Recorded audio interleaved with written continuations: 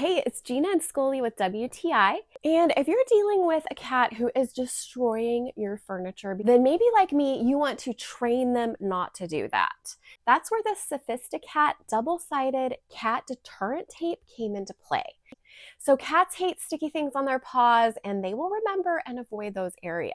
You can even see on the underside of my couch that there's a couple toys here that my cat is ignoring because it knows that it's going to get sticky if it goes for them. A key to using the tape or the sheets is that you're going to want to make sure that your cat has plenty of other things to scratch on that are acceptable. Also, you're going to want to keep them on your furniture for probably about a month until your cat avoids those areas. Now, both the tape and the sheets are easy to put on.